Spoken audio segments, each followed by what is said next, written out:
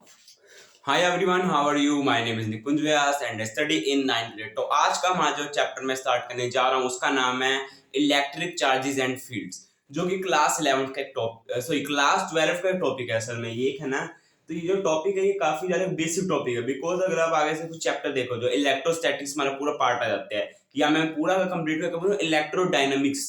ठीक है, तो पूरा इलेक्ट्रोडायनामिक्स में एक चीज आप नोटिस करेंगे कि यहाँ पर पहला chapter electric charges and fields, इसका काफी ज्यादा महत्व है, हमारे को इसकी काफी ज्यादा जरूरत पड़ती है। तो एक बेसिक चैप्टर है, जिस तरह हमारे क्लास 11 में लॉज ऑफ मोशन होता है, ठीक है, उसी तरह हमारे यहाँ पे इलेक्ट्रिक चार्जेस एंड फील्ड्स होते हैं, या फिर इलेक्ट्रोस्टैटिक्स का ये काफी ज्यादा इंपॉर्टेंट पार्ट है। पर यार फर्क इतना आ जाता है, क्लास 12 में आप बार बार शुरुआत कर सकते हैं। ऑप्टिक्स के लिए आपको चार्जेस की जरूरत नहीं है, मॉडर्न फिजिक्स के आपको जरा ऑप्टिक्स की जरूरत नहीं पड़ती, ठीक है। उसी तरह पर क्लास 11 में काफी टॉपिक्स आपस में जुड़े होते हैं, थर्मोडायनेमिक्स को छोड़कर, ठीक है। तो वैसे देखा जाए तो 12th क्लास ज्यादा आसान होती है, तो इसलिए आज हम 12th क्लास का, ठीक है, +2 क्लास का हम एक चैप्टर स्टार्ट करने जा रहे हैं जिसका नाम है electric charges and fields. Electric charges and field. तो अगर आप बिल्कुल बिगनर भी है ना, अगर आपको बस इंटीग्रेशन, डिफरेंशिएशन और आपका बेसिक मैथमेटिक्स, आपको अगर छोटी से आपको लॉजिकल रीजनिंग आपको आती है, आपको बेसिक मैथमेटिक्स आती है, ट्रिग्नोमेट्री आती है, तो ये वाला चैप्टर आप पढ़ सकते हैं इजीली, बिकॉज मैं आपको काफी ज्यादा बेसिक्स इसको पढ़ाऊंगा। So let's start. तो इलेक्ट्रिक चार्जेस एंड फील्ड्स, तो ये काफी इंपॉर्टेंट टॉपिक है, तो स्टार्ट करते हैं। तो जो ये आज का हम लेक्चर हम करेंगे, इसमें पहले मैं आपको इंट्रोडक्शन दूंगा, इंट्रोडक्शन होगी, और मेथड्स ऑफ चार्जिंग होंगे, यानी कि किस तरह से हम किसी बॉडी को चार्ज दे सकते हैं, चार्ज ले सकते हैं, उसको न्यूट्रल बना सकते हैं, कितने मेथड्स होते हैं, कैसे होते हैं, वो सभी कुछ ऐसी चीजें आज करेंगे, और बेसिक इंफॉर्मेशन अबाउट चार्जेस करेंगे, ठीक है। तो देखते हैं। तो सबसे पहले what is a charge. What is a charge? तो जो चार्ज है ना, वो एक ऐसी क्वांटिटी है, एक ऐसी मतलब प्रॉपर्टी है असल में किसी भी बॉडी की, क्योंकि जो चार्ज है ना उसका हमेशा मास होगा। इलेक्ट्रॉन के पास नेगेटिव चार्ज होता है, जो कि 1.6 मल्टीप्लाई बाय 10⁻⁻19 कूलम्स होता है, ठीक है, और प्रोटॉन का ये पॉजिटिव का होता है, ठीक है। तो उसी तरह देखा जाए चार्ज का ना मास, तो सॉरी, जो इलेक्ट्रॉन है उसका चार्ज होता है ये, ठीक है, मास उसका होता है आई थिंक 9 पॉइंट कुछ ऐसे होता है, ठीक है, वो मैं आपको भी बता दूंगा। तो अगर देखा जाए चार्ज है ना, वो हमेशा मास के साथ रिलेटेड होता है, यानी कि अगर कहीं भी चार्ज है ना, तो मास होना तो अनिवार्य है, यानी कि वो जरूरी है, वो एक कंडीशन है। कोई भी चार्ज विदाउट मास एग्जिस्ट नहीं करता। तभी तो ये एक बोल सकते हैं हम इसको एक ऐसी क्वांटिटी है जो कि बिना मास कभी एग्जिस्ट ही नहीं करती, यानी कि अगर मेरे पास कोई चार्ज है तो वो किसी बॉडी के अंदर ही है, ठीक है। तो अभी हम इसके कुछ कॉन्सेप्ट को जानते हैं। जो हमने सबसे पहले क्या जाना कि जो चार्जेस है वो मास के बिना नहीं हो सकते। Charge is a property of mass. और ये प्रॉपर्टी क्या हेल्प करती है? ये प्रॉपर्टी हेल्प करती है किसी भी बॉडी को, अगर कोई चार्ज बॉडी यानी कि किसी मास के बाद कोई चार्ज है, उसको इलेक्ट्रिक या मैग्नेटिक या इन दोनों के कॉम्बिनेशन फील्ड में इंटरेक्ट कराती है, यानी कि चार्ज की वजह से वो जो बॉडी इंटरेक्ट कर पाती है इलेक्ट्रिक एंड मैग्नेटिक फील्ड से, ठीक है। और ये जो मैं आपको ये भी बताया इलेक्ट्रिक मैग्नेटिक फील्ड से तो हाई लेवल का है, जो कि हम आगे आने वाले 5-6 लेक्चर्स में हम इसको देखेंगे भी कि कैसे इंटरेक्ट करती है, कैसे फोर्सेस लगती हैं, ओके। तो जो चार्ज है वो एक स्केलर क्वांटिटी है, ठीक है, चार्ज एक स्केलर क्वांटिटी, हम इसको सिंपल वेक्टर लॉ से हम इसको कर सकते हैं। इसकी जो यूनिट है वो है कूलम्स। कूलम्स, ठीक है, इसको हम सी से नोट करेंगे। और कूलम्स क्यों डली? बिकॉज यहाँ पर साइंटिस्ट के नाम से डली, जैसे कि हम आइजैक न्यूटन के नाम पे न्यूटन लगा देते हैं फोर्स की यूनिट, ठीक है। तो कूलम्स इसकी जैसे बोल सकते हैं यूनिट है, ठीक है। और ये चार्ज है, ठीक है, इसकी कुछ स्पेशल प्रॉपर्टीज है, ठीक है। ये चार्ज होते हैं, इनकी कुछ स्पेशल प्रॉपर्टीज होती हैं, अभी हम उनको भी देखेंगे। तो चार्ज को हम डिनोट करते हैं कैपिटल क्यू से या फिर स्मॉल क्यू से। वैसे तो हम किसी भी क्वांटिटी को किसी भी वर्ड से, किसी भी नंबर से डिनोट कर सकते हैं, पर हमारे पास साइंटिफिक वर्ल्ड में कि बोल सकते हैं एक कन्वेंशनल मेथड है कि हम चार्ज को कैपिटल क्यू या फिर स्मॉल क्यू से डिनोट करते हैं, ठीक है। तो अब हम इसकी कुछ प्रॉपर्टीज देखेंगे, चार्ज की कुछ प्रॉपर्टीज को भी हम पढ़ेंगे, ठीक है। तो सबसे पहले चार्ज इज क्वांटाइज्ड। क्वांटाइज का मतलब क्या है? देखो, चार्ज क्वांटाइज का मतलब ये है कि अगर मैं बोलूं मेरे पास वन चार्ज है, 1 कूलम्स है, मैं बोलूँ मेरा 1 कूलम्स है, ठीक है, या फिर 1 चार्ज 1 पार्टिकल, ठीक है, मैं 1 अभी मैं यूनिट को नहीं लूंगा, ठीक है, मेरा 1 पार्टिकल है, तो मैं इसको आधा नहीं कर सकता ना, इसमें मैं आधा चार्ज ऐड कर सकता हूँ। चार्ज को हम कट नहीं कर सकते, बिकॉज देखो ये जो जैसा भी इलेक्ट्रॉनिक चार्ज है उसको हम कट नहीं कर, इलेक्ट्रॉन का चार्ज कितना है, एक इलेक्ट्रॉन है, ठीक है, इसको हम ई से नोट करेंगे, इलेक्ट्रॉन है, इसका चार्ज कितना है 1.6 multiply by 10 raise to the power -19 coulombs, ठीक है। अब अगर मैं यहाँ पर इससे मैं ज्यादा चार्ज लिखना चाहूँ, इससे कम चार्ज लिखना चाहूँ, इससे कम चार्ज होगा 0, और इससे ज्यादा चार्ज क्या हो सकता है, इससे अगर मैं बोलूँ मेरे को इसमें थोड़ा सा एक्स्ट्रा चार्ज ऐड करना है, तो मैं इसमें आधा इलेक्ट्रॉन ऐड नहीं कर सकता, मेरे को इसमें पूरा इलेक्ट्रॉन ही ऐड करना पड़ेगा, हम इलेक्ट्रॉन को कट नहीं कर सकते, ठीक है। तो इसमें आधा इलेक्ट्रॉन भी को ऐड नहीं मैं कर सकता, इसमें पूरा इलेक्ट्रॉन ऐड करना पड़ेगा, तो यहाँ पर 2 से मल्टीप्लाई हो जाएगा पूरा, अगर मेरे पास 2 इलेक्ट्रॉन हुए तो ये मल्टीप्लाइड बाय 2 हो जाएगा, अगर मेरे पास यहाँ 2 इलेक्ट्रॉन्स हुए। पर ऐसा क्यों, बिकॉज चार्ज इज क्वांटाइज, हम इसको आधा आधा बोल सकते हैं ना, आधा पूरा है ना, हम इसको आधा नहीं कर सकते, हम इसको पूरा पूरा ही ले सकते हैं चार्ज को। या प्रोटॉन हो गया, प्रोटॉन असल में कंसिस्ट ऑफ 3 सब एटॉमिक पार्टिकल्स, जैसे अभी जैसे मेरे पास यहाँ पर चार्ट भी अगर लगा हुआ, चलो वो भी जैसे स्टिक है, तो जो एक जैसे बोलते हैं सब एटॉमिक पार्टिकल्स जैसे क्वार्क्स, लेप्टॉन्स, ठीक है, तो क्वार्क्स एक सब एटॉमिक पार्टिकल है, यानी कि एलिमेंट्री पार्टिकल भी जिनको बोलते हैं, सबसे छोटे पार्टिकल अब तक जो हमने पाए क्वांटम मैकेनिक्स में, और जो क्वार्क्स है ना वो सबसे छोटे पार्टिकल है अभी तक के, और जो प्रोटॉन और न्यूट्रॉन है ना, अगर मैं यहाँ लिखूं प्रोटॉन, मैं पी से डिनोट कर रहा हूँ, और न्यूट्रॉन, प्रोटॉन और न्यूट्रॉन असल में तीन तीन चार्जेस से बने हुए हैं। जो प्रोटॉन है वो 2 अप क्वार्क से बना हुआ है और 1 डाउन क्वार्क से बना हुआ है, 1 डाउन क्वार्क से बना हुआ, और जो न्यूट्रॉन है वो 2 डाउन क्वार्क से बना हुआ है और 1 अप क्वार्क से बना हुआ है, और न्यूट्रॉन हमारे पास न्यूट्रल होता है। अभी हम न्यूट्रल बॉडी का भी मतलब जानेंगे। तो ये इस टाइप के इनका होता है असल में, कि मतलब यहाँ पर जो प्रोटॉन है उसको हम कट कर सकते हैं, पर अभी का हमारा जो सिलेबस क्या है कि हम इनको क्वांटाइज मानेंगे। पर इलेक्ट्रॉन का अभी तक तो हमने जितना भी हमने क्वांटम मैकेनिक्स में, केमिस्ट्री में, वैसे तो केमिस्ट्री का ज्यादा पार्ट है नहीं ये, ठीक है, अगर हम क्वांटम मैकेनिक्स की लेटेस्ट रिसर्चेस भी देखें ना, तो इलेक्ट्रॉन को अभी हम क्वांटाइज बोलते हैं।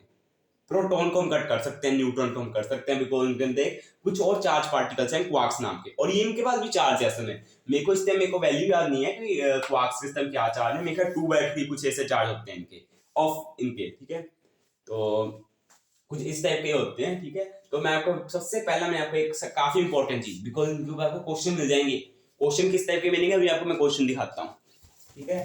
तो वैसे भी क्वेश्चन जो मैं आपको दिखाऊंगा, ठीक है, ये क्वेश्चन आपको कुछ वैसे नहीं मिलेंगे जैसे जेई मेंस लेवल के आपको तो मिलेंगे नहीं, ठीक है, पर ये आपको मिल जाएंगे कुछ इस टाइप के क्वेश्चन, कि आपको यहाँ पर कुछ चार्जेस दे दिए जाएंगे और पूछा जाएगा कौन सा चार्ज इनमें से सही है। जैसे कि आपको एक दे दिया जाएगा फॉर एग्जाम्पल, हाँ, जैसे मैं एक एग्जाम्पल ले लेता हूँ, बिकॉज अगर हम इसको अच्छी तरह पढ़ेंगे ना तो हम एक एग्जाम्पल के रूप में आप में क्वेश्चन भी आपको मैं दे सकता हूँ। अब ये क्वेश्चन एग्जाम्पल जो बोलना चाहे बोल सकते हैं, ऐसे क्वेश्चन बोर्ड से भी बहुत कम आते हैं, पर ये हमारे कॉन्सेप्ट बिल्ड कर देंगे इस कॉन्सेप्ट के बारे में। एग्जाम्पल है कि मेरे पास 2 चार्जेस हैं ए एंड बी। पहला चार्ज क्या है, 9 मल्टीप्लाई बाय, नहीं 9 नहीं, मैं बोल देता हूँ 0.5 multiply by 10 raise to the power -19 coulombs. और दूसरा चार्ज है, दूसरा चार्ज मान लेते हैं 2 या फिर हाँ 3.2 multiply by 10 raise to the power -19 coulombs. अब इनमें से कौन सा चार्ज सही है?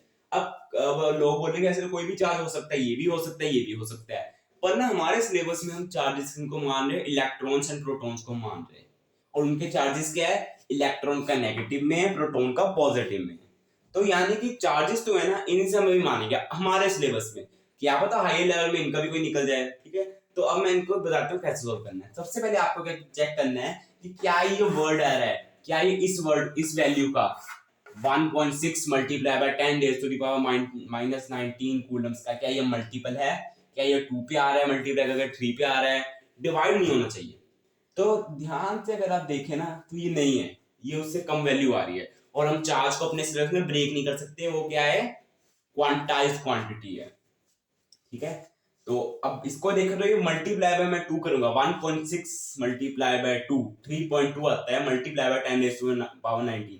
तो दो और ये दो मैंने, यानी कि दो मैंने यहाँ प्रोटॉन्स लिए हैं, तो ये चार्ज आ रहा है, 2 प्रोटॉन्स लेने पर ये चार्ज मेरे पास आ रहा है, ठीक है। ये चीज हमारे को यहाँ पर नोटिस करनी है, इसका हमारे को ध्यान भी रखना है, ठीक है। तो ये छोटी सी एग्जांपल, ज्यादा कोई बहुत बड़ा या क्वेश्चन नहीं था कि बहुत इंपॉर्टेंट क्वेश्चन था, पर ये हमारे को आना चाहिए क्योंकि ये बेसिक कॉन्सेप्ट है हमारे यहाँ का, ठीक है। तो चार्जेस के भी मैं कुछ और प्रॉपर्टीज में यहाँ पर आपको लिख देता हूँ, ठीक है। तो मैंने 3 प्रॉपर्टीज बस इस एग्जांपल्स में कवर कर ली, बिकॉज आपको यहाँ 3 प्रॉपर्टीज मिल जाएंगी कि चार्ज को हम n इंटू क्यू ले लेते हैं, कि चार्ज डिवाइड नहीं होता, चार्ज क्वांटाइज्ड है। तो मैंने आपको उन सभी को एक साथ में समझा दिया, ठीक है। अब मैं आपको कुछ और चीजें समझाता हूँ, ठीक है। चार्ज को हम चार्जेस को हम ट्रांसफर कर सकते हैं, सबसे पहली बात, जिसका कि अभी लॉजिक मैं आपको बताने वाला हूँ, अभी बस 2 मिनट बाद मैं आपको उसका लॉजिक बताऊंगा, जब हम कंडक्टर्स और इंसुलेटर्स के बीच का डिफरेंस जानेंगे। चार्जेस को हम ट्रांसफर कर सकते हैं, यानी कि मैं एक बॉडी से दूसरी बॉडी में चार्जेस को मैं ट्रांसफर कर सकता हूँ। अभी आप इतना जानिए, उसका लॉजिक अभी आपको मैं बताने लगा हूँ बस, ठीक है। अब charge is invariant, charge is invariant. तो इनवेरिएंट का मतलब क्या होता है? Charge is invariant, sorry invariant. Variant का मतलब पहले जानो, वेरिएंट का मतलब क्या है? जैसे ना जो चीज वेरी कर सकती है, इनवेरिएंट यानी कि वेरी नहीं करेगा। वेरी मतलब कैसे नहीं करेगा? तो एल्बर्ट आइंस्टाइन ने हमारे को special theory of relativity, yes special theory of relativity में ना एक कॉन्सेप्ट आता है, आपको पता है टाइम डायलेशन, कि जो स्पीड है ना, जैसे स्पीड बढ़ेगी तो टाइम को भी इफेक्ट करेगी, वो स्पीड टाइम को इफेक्ट करेगी, और साथ में लेंथ को, मास को, रिलेटिविस्टिक मास, रिलेटिविस्टिक लेंथ, ठीक है, जिसको हम टाइम डायलेशन बोल देते हैं, ठीक है। आपने एक कॉन्सेप्ट पढ़ा होगा, फॉर्मूला भी आता है, m naught divided by under root में 1 minus c square by v, कुछ ऐसा फॉर्मूला आता है स्पेशल थ्योरी ऑफ रिलेटिविटी से। तो असल में ना जो क्वांटिटी स्पीड बढ़ने के साथ साथ वेरी करती है, उनको हम बोलते हैं वेरिएंट। पर जो चार्ज होगी जैसे क्वांटिटी है ना, चार्ज जैसी कुछ क्वांटिटीज होती है जो कभी वेरी नहीं करती, ठीक है। चार्ज एक ऐसी क्वांटिटी है जो कभी वेरी नहीं करती, इसलिए इसको बोला जाता है इनवेरिएंट, यानी कि स्पीड जितनी मर्जी बढ़ा लो, मैं स्पीड ऑफ लाइट से भी किसी ऑब्जेक्ट को लेके जाऊंगा ना, तो भी इसका चार्ज कांस्टेंट रहेगा, सेम रहेगा, बदलाव नहीं आएगा उसमें, इसलिए इसको बोला जाता है इनवेरिएंट, ठीक है। तो ये हमने कुछ बेसिक चीज अभी कर ली थी, ठीक है। तो अभी मैं अपने साइड में यहाँ पर कुछ मैंने यहाँ पे एक प्लानर बनाया हुआ, लेक्चर प्लानर बनाया हुआ, मैं उसी को देख रहा हूँ कि आगे हमने क्या क्या करना है अभी, ठीक है। कूलम्स लॉ तो हमारा अगले लेक्चर में आएगा, बिकॉज अभी हम काफी बेसिक से पढ़ रहे हैं, ताकि छोटा बच्चा भी इसको समझ पाए। बस उसको शर्त क्या होनी चाहिए? उसको कैलकुलस आना चाहिए, और यहाँ पर उसको बेसिक मैथमेटिक्स और लॉजिकल रीजनिंग आनी चाहिए, ठीक है। तो अब जो मैं आगे आपको पढ़ाऊंगा वो है कंडक्टर्स एंड इंसुलेटर्स के बीच में डिफरेंस। तो देखो, ये वैसा कंडक्टर्स और इंसुलेटर के बीच में मैं डिफरेंस नहीं करूंगा जो कि हम 9th-10th में पढ़ते हुए आ रहे हैं।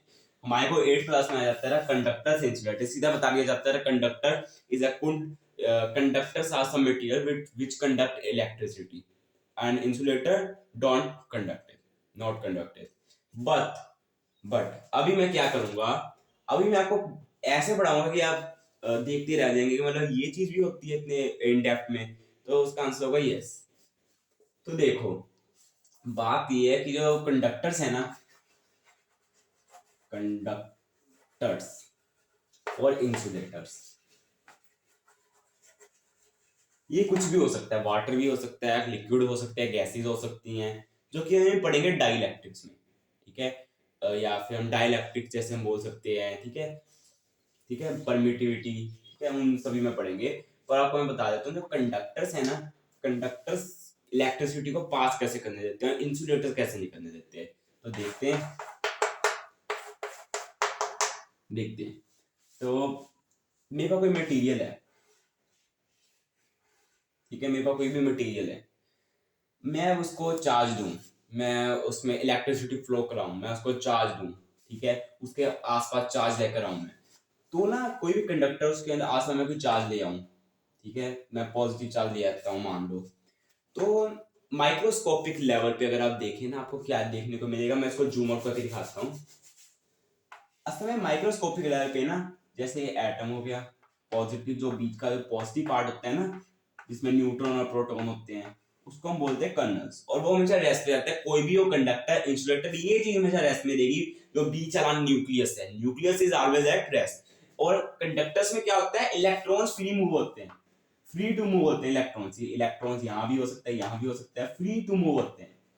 पर कोई भी मटेरियल है ना, वहां पर नंबर ऑफ या फिर बोल सकते हैं positive charge is equal to number of negative charge होता है, जो कि अभी हम पढ़ेंगे न्यूट्रल बॉडी में। ठीक है, अब देखो मैंने यहाँ बोला इलेक्ट्रॉन फ्री टू मूव होते हैं, यहाँ भी जा सकते हैं, यहाँ भी जा सकते हैं, कहीं भी मूव कर सकते हैं कंडक्टर्स में। अब होता है जब यहाँ पॉजिटिव चार्ज आते हैं ना, तो कुछ इस टाइप का इनका हाल हो जाता है कि सारे नेगेटिव नेगेटिव जो चार्जेस होते हैं वो यहाँ आ जाते हैं और पॉजिटिव अपनी जगह पे रहते हैं। पर due to majority of negative charges are here, तो हम इसको कुछ इस टाइप से डिनोट कर देते हैं। ठीक है, कुछ इस टाइप से डिनोट कर देते हैं। और पॉजिटिव चार्ज कहाँ पर है, इधर, तो कुछ इस टाइप का होता है। पर इसका मतलब ये नहीं कि पॉजिटिव चार्ज मूव करके उधर चला गया, पॉजिटिव चार्ज यहाँ पर भी है और मेजॉरिटी ऑफ नेगेटिव चार्ज इधर है, तो यहाँ पर नेट चार्ज ज्यादा होता है नेगेटिव का, और यहाँ पर नेट चार्ज ज्यादा होता है पॉजिटिव का। तो ये मैग्नेट की तरह काम करना शुरू कर देता है, जो कि हम आगे पढ़ेंगे मटेरियल सारे चैप्टर में। ठीक है, तो कुछ इस टाइप का होता है असल में ये। जब हम जैसे बात करते हैं कि मतलब इलेक्ट्रॉन मूव कर रहे हैं, इलेक्ट्रॉन मूव कर सकते हैं, और वो ऐसे ऐसे मतलब जब भी वो मूव करेंगे पास में चाल लेके जाओगे, इलेक्ट्रॉन सीधे चल जाएंगे, ऊपर चल जाएंगे, इलेक्ट्रॉन फ्री टू मूव होते हैं। इंसुलेटर्स में क्या होता है, इलेक्ट्रॉन्स को मूव करने नहीं देगा, इलेक्ट्रॉन्स मूव नहीं हो सकते इसमें, इलेक्ट्रॉन्स का मूव होना मना है। यहाँ पर इंसुलेटर में ये एक रूल होता है। ठीक है, पर अगर मैं इंसुलेटर के पास चार्ज लेके आऊं तो क्या इलेक्ट्रॉन उससे रिपेल या अट्रैक्ट होंगे? Answer is yes. पर न्यूक्लियस उनको जाने ही नहीं देता, तो किस तरह बिहेव करेंगे? तो बिहेव कुछ करेंगे इस टाइप से। उसके जो ऑर्बिट होगा पहले वो कुछ इस टाइप का होगा, पर जब मैं मान लिया मैं पॉजिटिव चार्ज ले आया, तो वो नेगेटिव जो चार्ज है वो तो इधर को जाने के चक्कर में थोड़ा ओवल शेप का, एक्लिप्स शेप का हो जाएगा, ये पॉजिटिव बीच का न्यूक्लियस कुछ इस टाइप का हो जाता है। और यही वो रीजन है कि हम पेपर्स को अट्रैक्ट कर पाते हैं, जब भी हमने रब करके, जब भी हम उसको अपने सिर से रब करके हम उसको पेपर को एक स्केल से हम जब उठाते हैं ना, वो यही रीजन है कि वहां पर कुछ इस टाइप के अंदर एटम्स की शेप हो जाती है। ठीक है, तो कंडक्टर्स का हमारे को कंसेप्ट पता चल गया, क्यों वो अट्रैक्ट कर पाते हैं, क्यों वो कंडक्ट करते हैं इलेक्ट्रिसिटी को। इलेक्ट्रॉन्स मूव करेंगे तो इलेक्ट्रिसिटी जनरेट होगी, जो कि हम करंट इलेक्ट्रिसिटी चैप्टर में, जो थर्ड चैप्टर उसमें भी पढ़ेंगे। ठीक है, इसकी चिंता की कोई बात नहीं है। पर मैं आपको यहाँ ये समझाना चाहता हूँ कि इलेक्ट्रॉन्स फ्री मूव कर सकते हैं, बिकॉज कंडक्टर्स कुछ ऐसे मटेरियल है जहां पर इलेक्ट्रॉन को कोई भी बोल सकते हैं रुकावट नहीं है, कोई भी इनको रोक टोक नहीं है कि जहां मर्जी जाएं, जो मर्जी करें। जैसे कोई electric field I, magnetic field, उनके साथ इंटरेक्ट कर सकते हैं, कुछ भी कर सकते हैं।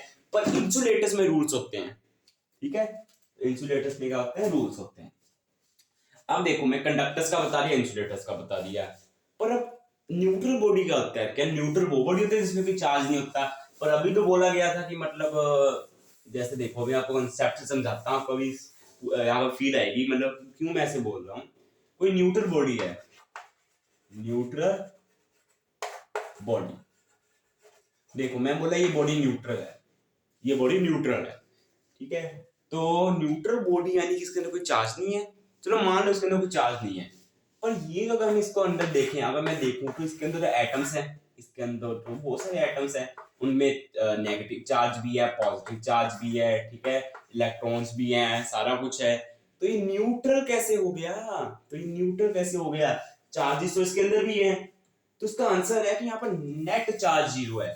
हमारे को यहाँ पर सही तरीके से बोलना है, बिकॉज हम 12th क्लास में हैं अभी हम, और हम कंपटीशन की भी तैयारी कर रहे हैं, तो हमारे पास सही वर्डिंग से हमारे को हर चीज बोलनी है कि नेट चार्ज जीरो का मतलब क्या है? Positive positive positive, negative negative negative, इनकी वैल्यू इक्वल है। तो इससे मेरे को क्या पता चला, कोई कंडक्टर भी है ना जिसमें net positive charge equal to negative charge है, तो उसका भी नेट चार्ज क्या है? Net charge zero. Net charge क्या है? जीरो। और हम इसको ऐड कैसे करते हैं, नेट चार्ज कैसे निकालते हैं? सिंपल स्केलर एडिशन, प्लस देखो इलेक्ट्रॉन है तो माइनस कर दो और प्रोटॉन है तो प्लस कर दो, सिंपल एडिशन। और इंसुलेटर हो या कुछ भी हो, ऐसे होता ही है।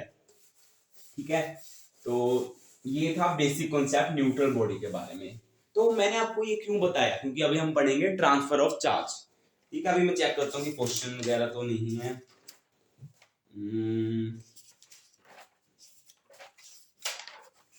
क्वेश्चंस। तो अभी तो हम मेथड्स ऑफ चार्जिंग हम करेंगे मेरे ख्याल से, और हमारे को वही करना चाहिए अभी तो ठीक है, अभी हम मेथड्स ऑफ चार्जिंग अभी हम करेंगे, ठीक है। तो मेथड्स में ऊपर ये कर देता हूँ बिकॉज स्पेस ले रहा है। मेथड्स ऑफ चार्जिंग,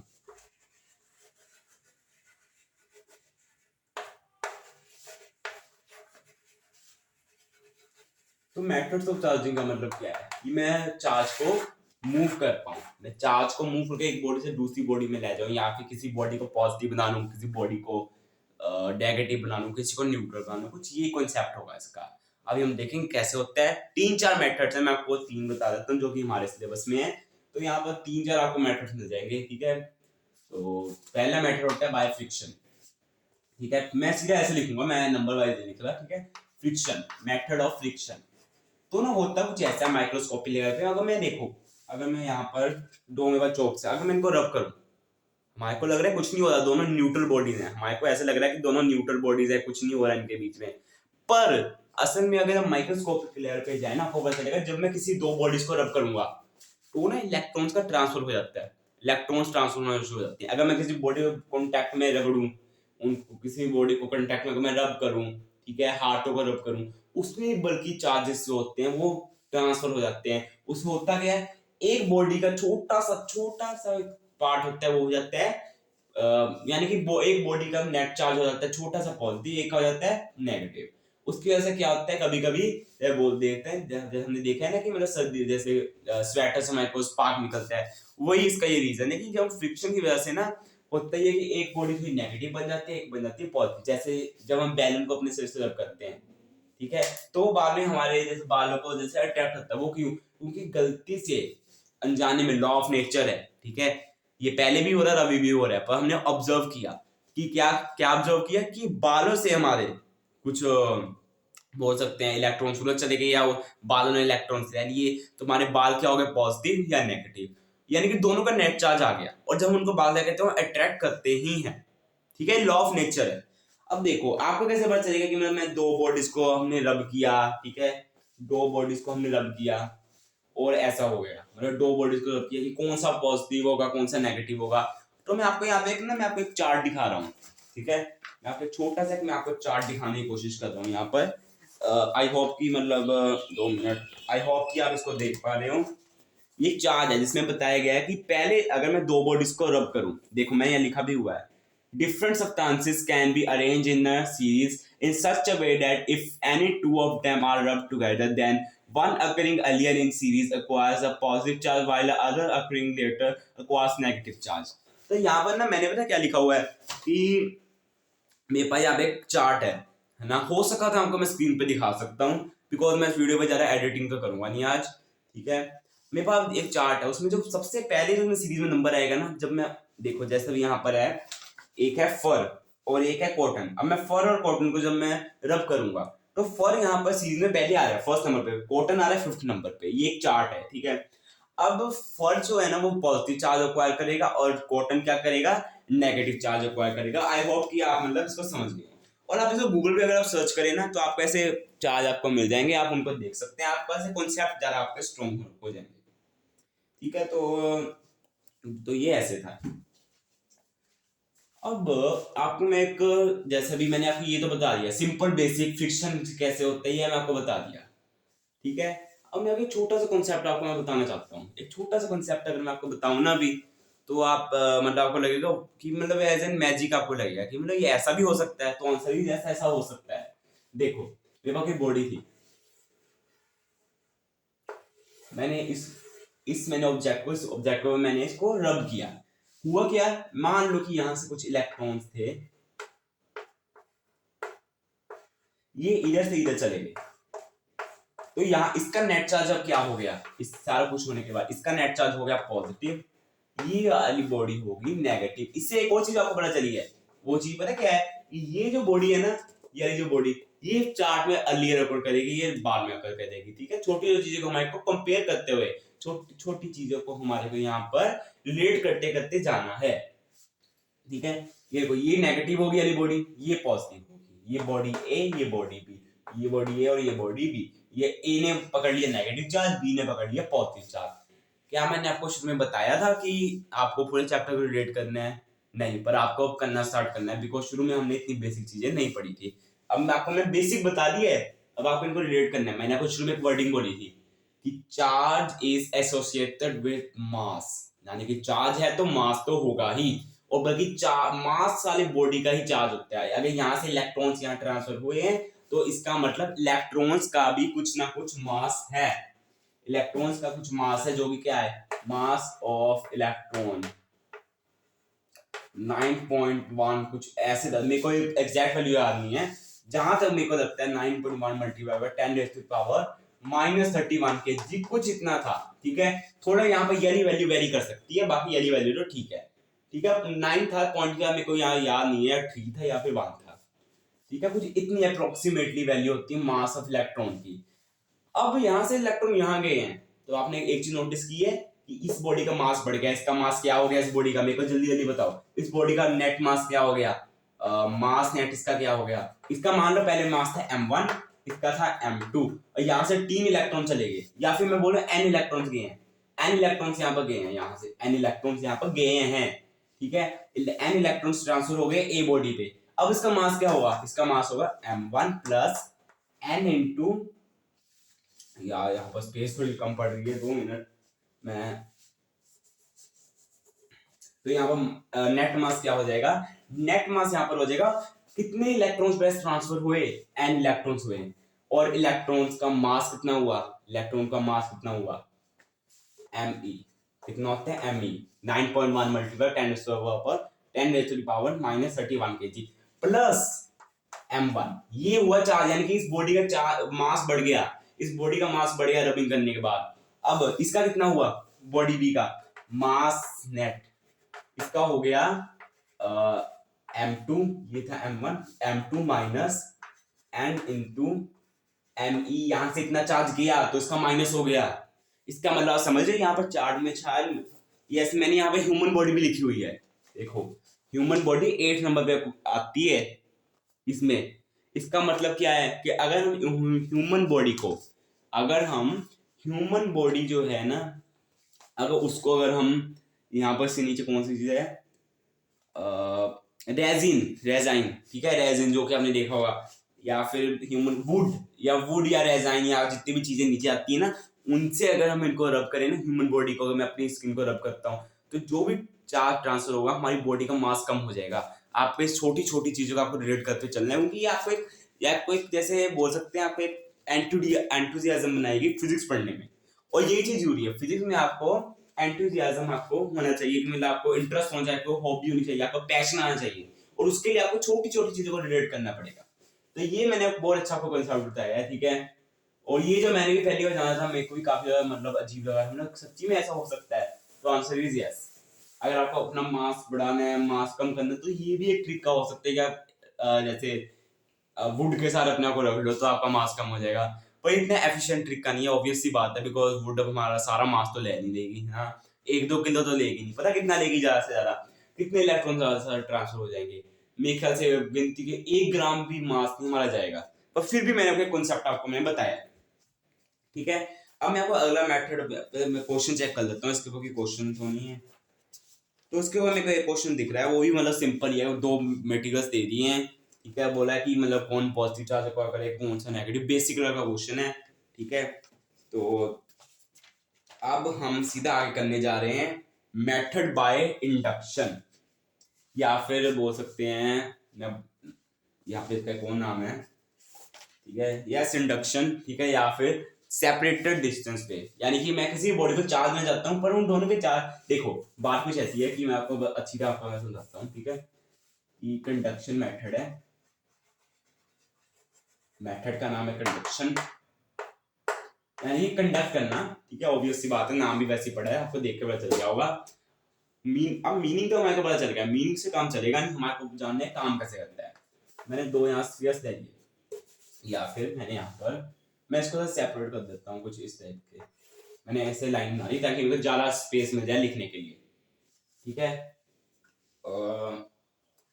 या फिर यस, ये सबसे बेस्ट मेथड है कि मेरे को ज्यादा स्पेस मिल गया लिखने के लिए। मेरे भाई यहाँ पर जैसा भी मैं बोलूँ कि कौन सी बॉडी दी जाए, यस ये थी। तो ये एक इजी बॉडी है, आपको बुक्स में भी यही मिल जाएगी, तो फिर मैंने भी यही लगी। यहाँ पर आपको 2 मेटल स्फीयर्स मिल जाएंगे, एक मेटल स्फीयर मिल जाएगा, एक में आपको मेटल स्फीयर मिल गया आपको यहाँ पर। ये क्या है, एक स्फीयर है मेटल का जो कि कंडक्टर है, कंडक्टर स्फीयर है। ये जो इसका नीचे वाला पार्ट है ये इंसुलेटर, यानी कि जमीन के साथ इसका कोई कॉन्टेक्ट नहीं है, आप इतना मान लो। प्योर इंसुलेटर है ये, और ये प्योर कंडक्टर है, स्फीयर है। कोई भी मटेरियल ले लो, कॉपर ले लो, एल्यूमिनियम ले लो, कुछ ऐसे जो भी आपको मटेरियल ले लो, कंडक्टर है इतना मान लो, ठीक है।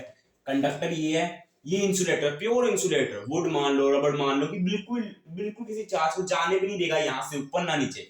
बिकॉज आपको ये पता होना चाहिए कि अगर मैं किसी बॉडी की अर्थिंग करता हूँ ना, मान लो मेरे पास कोई चार्ज बॉडी थी, जैसा भी मान लो मेरे पास ऐसे चार्ज बॉडी थी, ये था इंसुलेटर या कंडक्टर। मैं अभी भी इसको अगर मैं अर्थ से एक कंडक्टिंग वायर से कनेक्ट कर दूं ना, ये सिंबल होता है, 9th 10th में हमने पढ़ा हुआ है। तो अगर ये पॉजिटिव है ना, नेट चार्ज इसका, नेट चार्ज, मेरी बात ध्यान से सुनना, नेट चार्ज अगर इसका पॉजिटिव है ना, तो यहाँ से इलेक्ट्रॉन जाएंगे, इसका पोटेंशियल जीरो कर देंगे, बिकॉज चार्जेस हमेशा हाइयर पोटेंशियल जो लोअर पोटेंशियल जाते हैं। और ये अभी देखो इसको बराबर करेंगे, जब तक इनका पोटेंशियल, इनका चार्जेस, इनका नेट चार्ज जीरो ना हो, तब तक ये इलेक्ट्रॉन यहाँ से जाएंगे। अगर इसका जो नेट चार्ज नेगेटिव होता, नेगेटिव इसमें जा रहा होता, तो इलेक्ट्रॉन जाते हैं यहाँ से। तो अर्थिंग अभी बिल्कुल भी नहीं, इतना मान लो। मैंने आपको अर्थिंग का हल्का सा कॉन्सेप्ट बताया है, ज्यादा कॉन्सेप्ट कब आएगा आपका कैपेसिटर चैप्टर में, आपको मैं थोड़ा ज्यादा इसका बता दूंगा, ठीक है। बिकॉज उसमें किसका थोड़े क्वेश्चन आ जाते हैं हमारे पास, उसकी आप चिंता मत करो।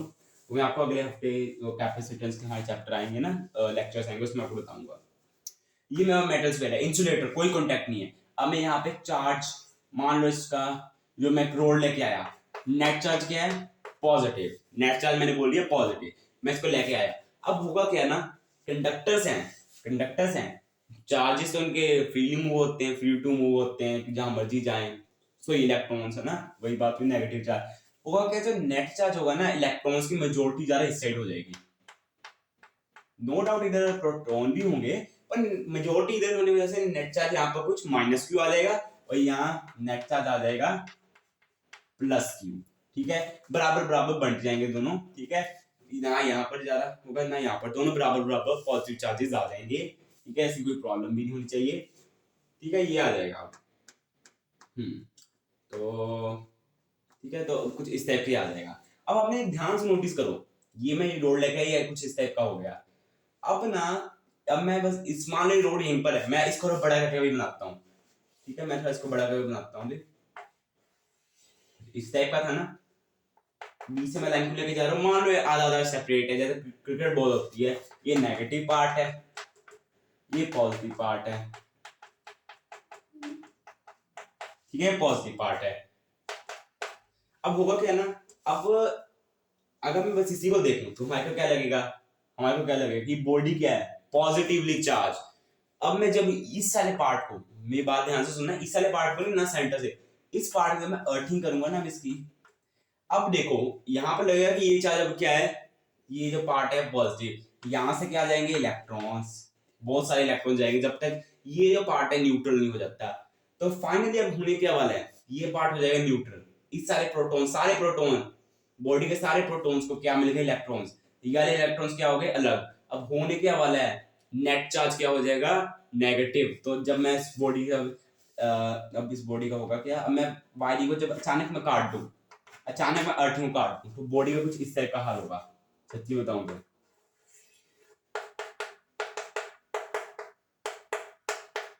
और मैंने अभी यहाँ से रोड भी हटा दी है, मैं यहाँ पर ऐसे शो कर देता हूँ, यहाँ पर मैंने अभी रोड भी हटा दी है यहाँ से। अब ध्यान से देखो, मैं यहाँ से रोड भी हटा दी है, अब फिर भी बॉडी नेगेटिवली चार्ज है। इससे मैंने इस तरह मैंने इस बॉडी को मैं नेगेटिवली चार्ज कर दिया, पर शॉर्ट ये है हमारे को उसको जमीन के साथ टच नहीं करने देना, वरना फिर से ये न्यूट्रल हो जाएगी।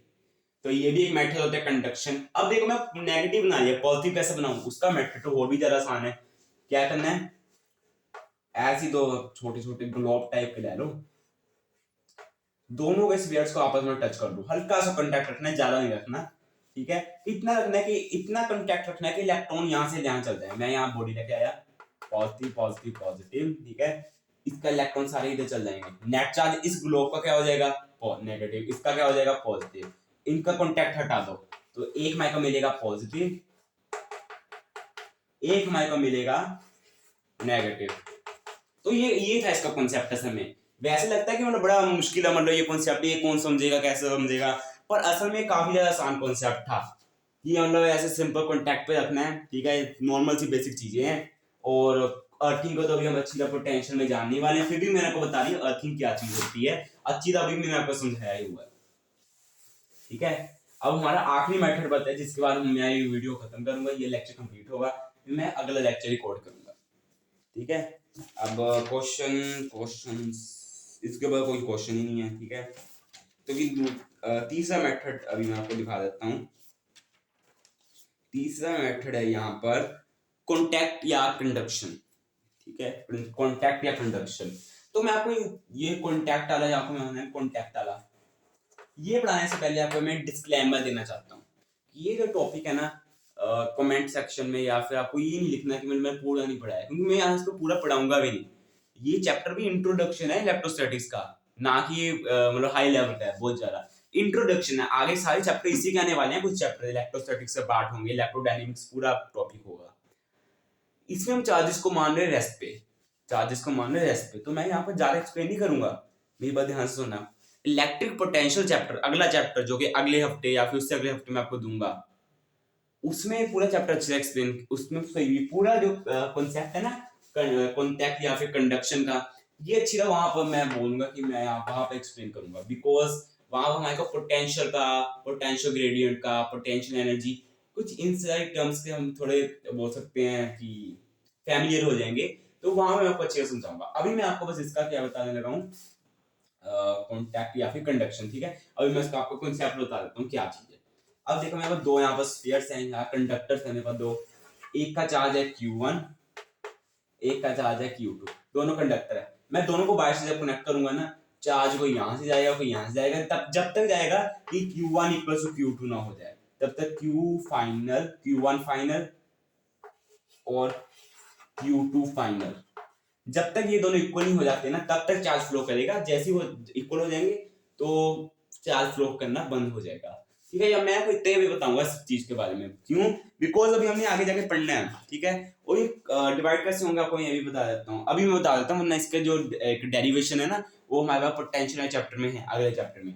देखो ये चार्ज कितना होगा, Q1 plus Q2 divided by 2, ये चार्ज कितना होगा, Q1 plus Q2 divided by 2।